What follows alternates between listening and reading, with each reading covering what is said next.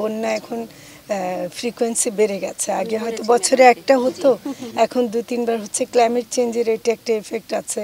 পাশের দেশ ভারত থেকেও পানি আমন্ত্রণ না জানালেও চলে আসছে। আপনারা তো জানেন যে মৎস্য প্রাণী সম্পদ এমন একটা মন্ত্রণালয় যেটা মানুষের খাদ্যের যোগান দেয়, আমিষের যোগান দেয়।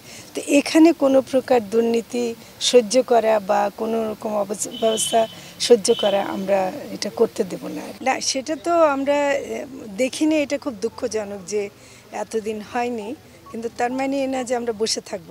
আমরা এটা অবিলম্বে এটাকে কার্যকর করার জন্য ব্যবস্থা নিচ্ছি, এবং যেন এটার মাধ্যমে অন্যান্য দেশের যে এখানে খামারগুলো আছে সেখানে গোখাদ্য সরবরাহ করা যায় সেটা ব্যবস্থা করছে। তো সেটা যদি হয়, আমাদের আসলে জনবলের একটা প্রশ্ন আছে যে যেহেতু এটা খুব বিশেষায়িত, অনেক মেশিন আর অনেক সফিস্টিকেটেড মেশিন আছে, সেগুলো পরিচালনা করার মতো জনবল আমরা আনছি, আইনে ব্যবস্থা হবে সেটা।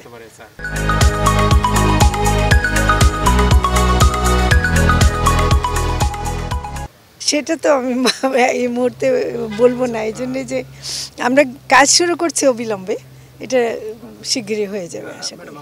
না মানে আপনি সুনির্দিষ্টভাবে যে দুর্নীতির কথা বললেন ওটা আমি অত ডিটেল জানি না, কিন্তু অনেকগুলো দুর্নীতি তো হয়েছে, এটা তো সত্যি কথা।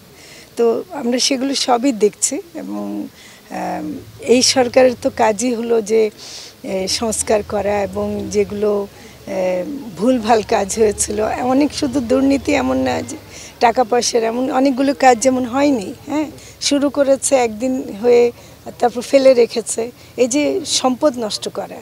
এবং আপনারা তো জানেন যে মৎস্য প্রাণী সম্পদ এমন একটা মন্ত্রণালয় যেটা মানুষের খাদ্যের যোগান দেয়, আমিষের যোগান দেয়।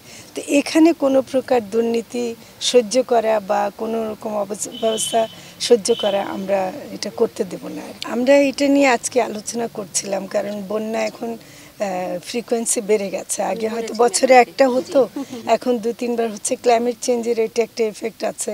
পাশের দেশ ভারত থেকেও পানি আমন্ত্রণ না জানালেও চলে আসছে। হ্যাঁ, তো এগুলো আমরা ভেবেই এখন কিছু পরিকল্পনা নিতে চাচ্ছি, যেন দুরকম, একটা হলো যে মানুষের পাশাপাশি গরু ছাগলেরও যেন একটা শেল্টারের ব্যবস্থা হয়, প্লাস আপনারা দেখবেন যে রিলিফের মধ্যে মানুষের খাদ্য যত আসে, গবাদি পশুর খাদ্য তত আসে না, কিছু আসে।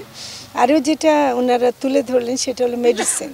হ্যাঁ, এবং আমি ধন্যবাদ জানাবো আমাদের ডিজি সাহেবকে যে গতবার যে ফেনীতে এবং যেখানে হয়েছিল সেখানে ইমিডিয়েটলি গোখাদ্য সরবরাহ করা এবং ওষুধ দেওয়া, এটা আমরা গতবারের এই যে অগাস্টের পরে যে বন্যা হলো আমরা করেছি সেটা।